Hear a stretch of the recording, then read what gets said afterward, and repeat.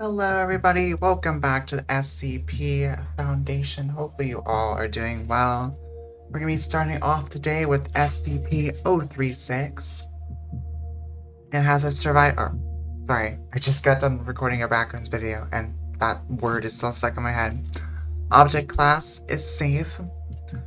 Once every year, a mobile task force is dispatched from the Containment Command O2 and expunged to Site 22A to defend the runway airport located there. And I'm here with... I think a bit of an ad just got in there. Whoops. I didn't think there was an ad. I've never had an ad come up on this background music. Also, I just realized I'm playing the backrooms music. Whoops, let me go fix that really quick. Alright, technical difficulties are fixed. Anyways, let's get back to it. The civilian facility is to be cleared of all non-SCP personnel. All non-SCP personnel by 0400 hours of September 23rd, and none are to be allowed to return until sunrise the next day. On October 1st, all civilians must be evacuated again before sunrise. They will not be allowed onto Site 22A until the return of the pilgrimage flight. Pilgrims in transit from the arrival flight awaiting departure on the pilgrim flight may only be cross-examined by researchers with level 3 security clearance or higher. SCP-036 includes the location of Site 22A and Site 22B. The key components of SCP-036 are the arrival flight, a passenger plane that arrives shortly before the dawn of September 23rd and appears on radar about 30 to 40 kilometers away from Site 22A. When it lands, pilgrims exit the plane and enter the terminal. No crew have ever left the plane. Observations have only revealed a masked pilot and co-pilot. The plane leaves quickly after pilgrims exit and does not wait for clearance for takeoff, nor does it identify itself upon approach for landing. The pilgrims, people of the Yazidi faith that exit the arrival plane, who are said to be undergoing the Kiras Guhoran. I probably completely butchered that. I apologize.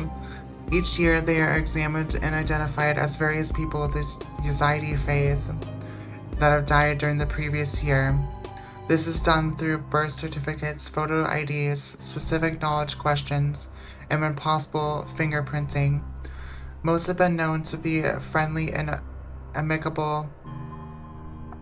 The most are reluctant to give details about the Kiras Gahoran.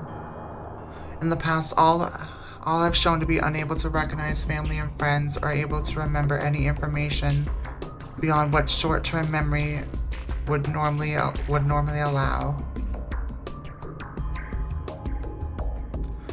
In this late afternoon of September 23rd, most pilgrims begin to emphasize how important it is that their pilgrimage must begin. At this time, they file onto the pilgrimage plane and depart, never to be seen again. The pilgrimage flight, a passenger plane provided by SCP personnel for the transport of the pilgrims, and is manned by a crew-trained Yazidi holy men.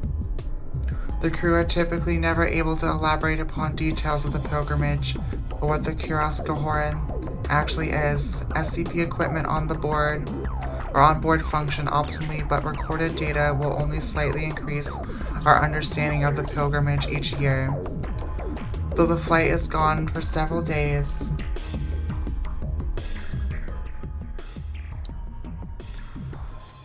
sorry, I lost my spot. Although the flight is gone for several days, the crew and recorded data are only able to account for a few hours. Days are missing from time recording equipment and cameras. Though nothing abnormal is ever observed, the plane disappears from radar and visual contact is lost 50 to 60 kilometers away from Site 22A until it returns about sunrise on October 1st. Site 22B, the destination of the pilgrimage plane, it is a small airport consisting of a runway and single building located at the coordinates expunged.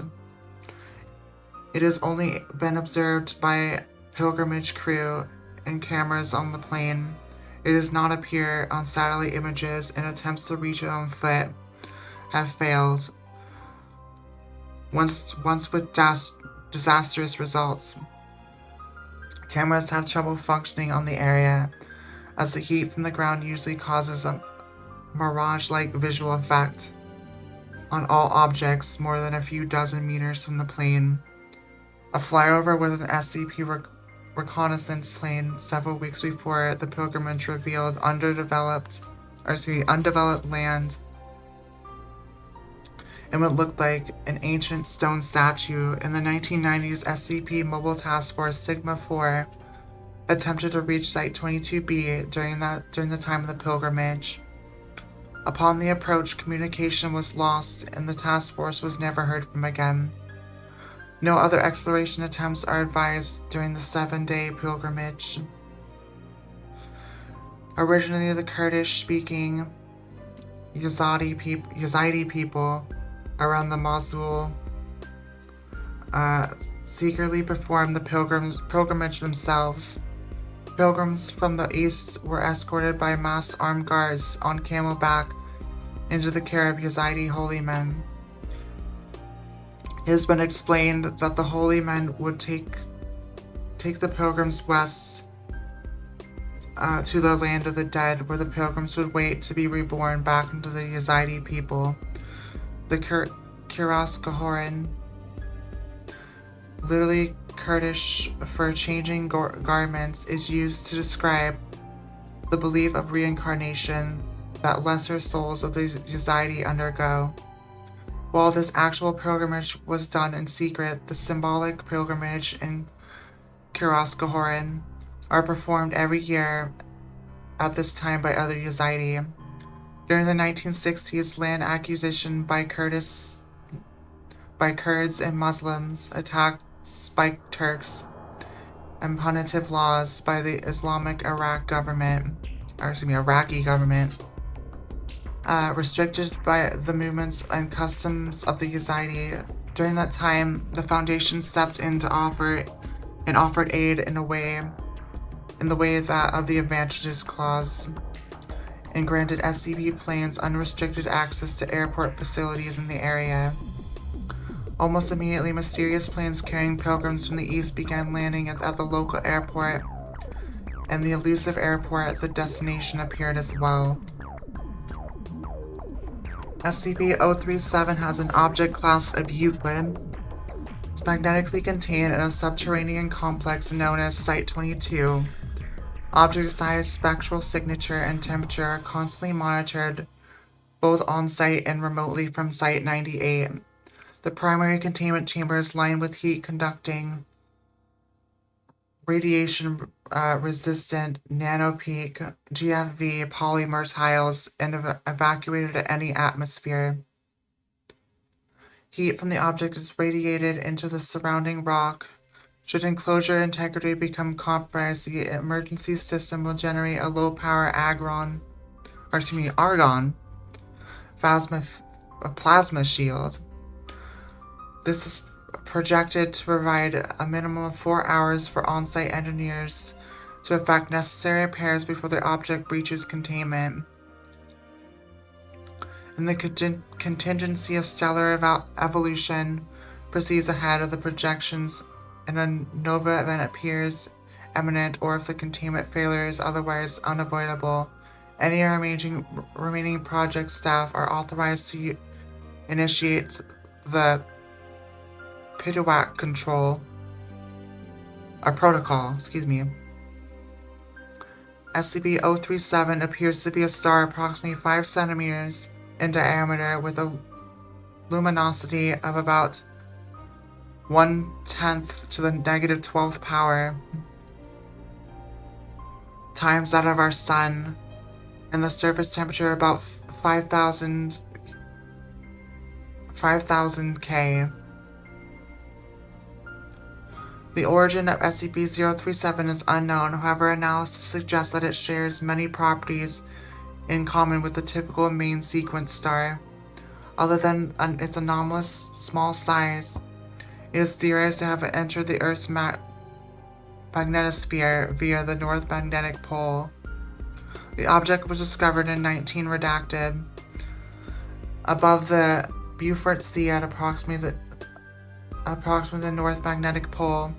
Intense electromagnetic interference was reported by Canadian forces station alert, followed by an extremely bright object descending toward the ocean from the sky.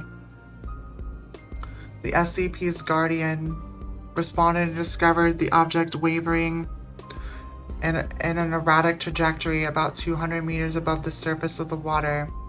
Once containment procedures were devised, it was transported to Site-32 for study. Containment and transport of SCP-037 have been archived by the use of achieved by the use of powerful electromagnets to which the artifact aligns itself according to its own magnetic field.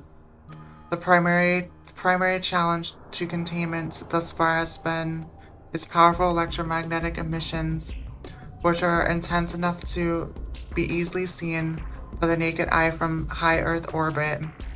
Its current enclosure is located deep underground to prevent dedication and to facilitate radiative cooling into the surrounding bedrock. In effect, the entire facility and the surrounding volume of Earth crust act as a massive heat sink. SCP-038 has an object class as safe. It is to be watered twice per day via overhead mister. Via overhead mister. Should the mister break for any reason, attendants should water SCP-038 by hand until it has been fixed. Lighting is provided by computer-controlled lighting array. Attendants watering SCP-038 by hand and maintenance personnel fixing mister or lighting should wear hazmat suits to prevent accidental cloning.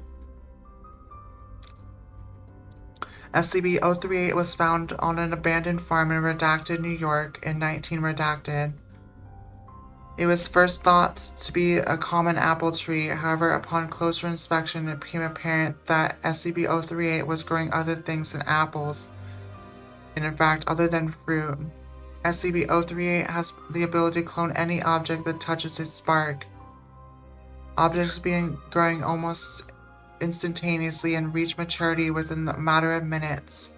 A weight limit of 90.9 kilograms per object has been previously recorded. Objects that SCP-038 has thus far cloned include apples, oranges, watermelons, eggplants, candy bars, snack foods, televisions, toasters, laptops, keys, chairs, wine, DVDs, CDs, cats, dogs, and people. Human and animal cloning through SCP-038 is not recommended as they appear to age quickly. The majority of these clones live on average 2 weeks. After thorough examination of the deceased clones, it has been determined that they had begun to ferment before death. Object is currently held on Site 23, and there are currently no plans to move it. SCP-039 has an object class of Euclid. Living SCP-039 instances are to be contained on Site-77's Wilderness Observation Chamber 2B. The interior and exterior of Walk 2B must be monitored by 2 security guards at all times. Walk 2 is to be inspected weekly for sabotage and contraband. Deceased instances are in refrigerated storage. It may be accessed for study upon request. SCP-039 consists of 23 Proboscis monkeys. which have been the subject to radical anatomical changes. These alterations are summarized as eyes being removed, new bone growth has filled the eye sockets, no remnants of eyelids or eyebrows remain, only smooth skin. Extreme alterations to the mouth, oral opening is no longer present, no remnants of lips remain, only smooth skin. Jawbone has been fused in place by the new bone growth along with the joints. Teeth, tongue, gums, and palate are absent, having been replaced by a large deposit of adipose tissue. Removal of the digestive system, esophagus, stomach, gallbladder, intestines, and bladder have all been replaced with adipose tissue, formations of similar shape and volume. Anal orifice has been sealed by new skin growth, leaving no remnants of the anus. It is not clear how SCP-039 instances obtain nutrition and dispose of waste, or survive without doing so. Enhancements of auditory, tactile, olfactory senses, both absolute and indifference thresholds, are significantly lower than those of baseline species. These enhancements allow SCP-039 to effectively navigate their environment despite lack of sight. Instances have been observed tapping on objects when navigating unfamiliar surroundings.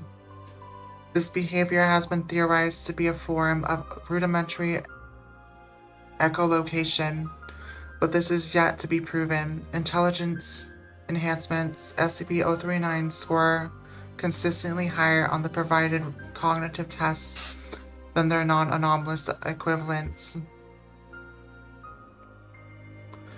SCP-039 are capable of reproduction. At time of writing, 5 instances of 039 have been born since containment. SCP-039 show a very close bond among their species, with newborns often being cared for by all capable adults. New instances are born with the same anatomic anomalies as their parents. Despite this, testing has not identified any genetic divergence from baseline species of 039 instances.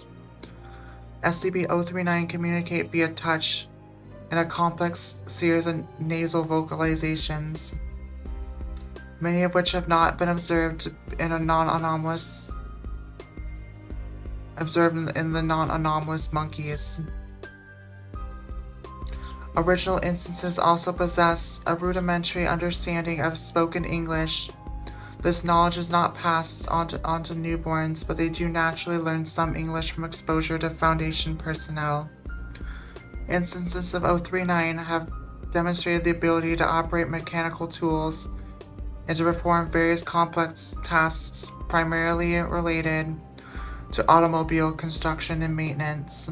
This knowledge does not appear to be innate, as newborn instances do not possess it. SCP-040 has an object class of anomalous human. SCP-040-1A, 1C, and 1J have been approved to remain in the containment chamber with SCP-040 for purposes of the subject's mental well-being. All other entities modified by SCP-040 during testing are to be disposed of after study according to standard biological specimen clearance protocols as outlined.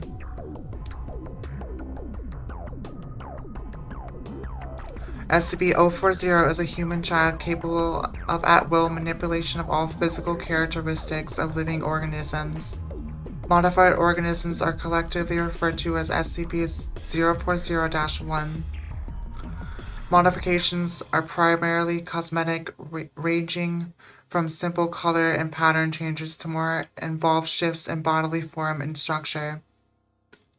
The creation of new specialized organs is possible, but appears to be the limit of 040's ability, and currently has a 66% failure rate in testing. Modifications are limited to what would be physically possible. For example, while SCP-040 can grant an organism wings that does not naturally possess them, they will not permit the creature to fly without meeting other physical requirements. SCP-040-1 undergo behavior shifts as part of the modification process, acting with extreme loyalty to 040, regardless of prior association. SCP-040's anomalous property requires significant focus and time to enact and cause intense headaches and nausea when performed for more than a few minutes at a time. The effect becomes increasingly unreliable and inaccurate the smaller the modifications or more complex the changes are. SCP-040 is incapable of altering microscopic organisms and has great difficulty in altering plant life. Dead organic matter may also be used, but must be in conjunction with a living organism. Instances of 040-1 cannot be modified more than once, though it is currently unknown if this is a hard limit of 040's properties or from a lack of mastery over them. SCP-040's emotional state is within acceptable boundaries for an individual of its age group, accounting for the effects of prolonged containment and parental separation. Subject's intelligence is slightly above average for its age group. Behavior is generally cooperative. SCP-040 acclimatized quickly to containment and responded well to its initial orientation and socialization programs. SCP-040 responds to the name 40 and does not appear to have any other given or chosen personnel name. Alright guys, that is it for this video. I hope you guys did enjoy, but we will be back again next week with the next Backrooms video, so make sure to keep an eye out for that. And have a great rest of your day. And I'll see you guys later. Bye-bye.